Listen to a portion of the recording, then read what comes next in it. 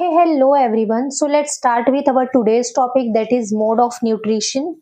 So mode of nutrition two types के होते हैं. First one is autotrophic nutrition, second is heterotrophic nutrition. तो first autotrophic nutrition किसको बोलते हैं? Autotrophic, they make their own food.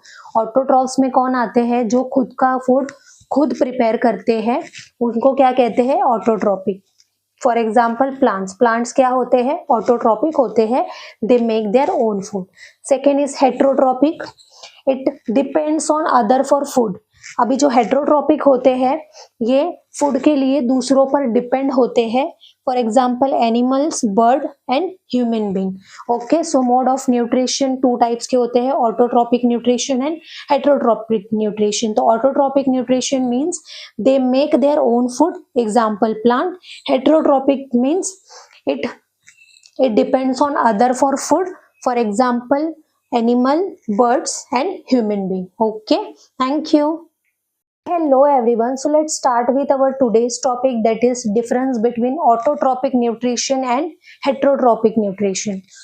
So first point, in autotrophic nutrition organisms can prepare their own food. Heterotrophic nutrition, first point, organisms cannot prepare their own food, they depends on other.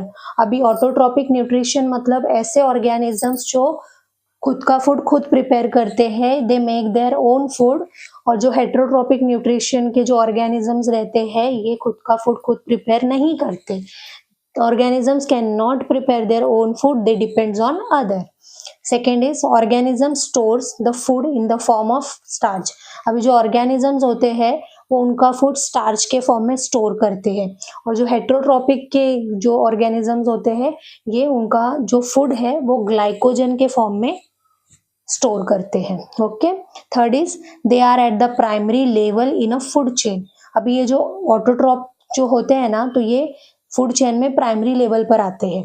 और जो heterotroph रहते हैं they are at the secondary and tertiary level in a food chain. अभी जो heterotrophic nutrition के जो organisms रहते हैं वो जनरली सेकेंडरी और टर्शियरी लेवल पर आते हैं फूड चेन में. Fourth is presence of green pigment chlorophyll is necessary. अभी जो ऑटोट्रॉप जो होते हैं उनमें ग्रीन पिगमेंट होना नेसेसरी होता है फूड प्रिपेयर करने के लिए. और हेट्रोट्रॉपिक न्यूट्रिशन में no pigment is required in this type of nutrition. इसमें कोई भी पिगमेंट की जरूरत नहीं होती है क्योंकि ये दूसरों पर डिपेंड होते हैं फूड के लिए. Fifth is food is generally prepare during day time. अभी जो ऑटोट्रॉप जो होते हैं तो वो फूड उनका जनरली डे टाइम में प्रिपेयर करते हैं. क्यों? क्योंकि इनमें जनरली प्लांट आते हैं और प्लांट किसके थ्रू अपना फूड प्रिपेयर करते हैं? फोटोसिंथेसिस प्रोसेस के थ्रू अपना फूड प्रिपेयर करते हैं, इसलिए ये जनरली ड्यूरिंग डे टाइम में उनका फूड प्रिपेयर करते हैं. और जो हेट्रोट्रॉप जो होते हैं food can be obtain at all time.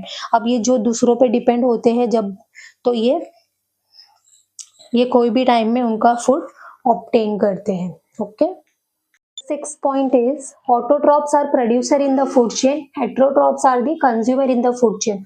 Autotrophs producer होते हैं और हेट्रोट्रॉप कंज्यूमर होते हैं. और ऑटोट्रॉप में जो रॉ मटेरियल रिक्वायर्ड होता है प्रिपरेशन ऑफ फूड के लिए वो CO2 और वाटर होता है, कार्बन डाइऑक्साइड और वाटर होता है. और हेट्रोट्रॉप्स में कोई भी रॉ मटेरियल रिक्वायर्ड नहीं होता है क्योंकि ये डायरेक्टली और इनडायरेक्टली ऑटोट्रॉप्स पे डिपेंड होते हैं. Chlorophyll and sunlight are essential. Autotrophs में क्लोरोफिल और सनलाइट एसेंशियल होता है और हेट्रोट्रॉप में chlorophyll and sunlight are not essential.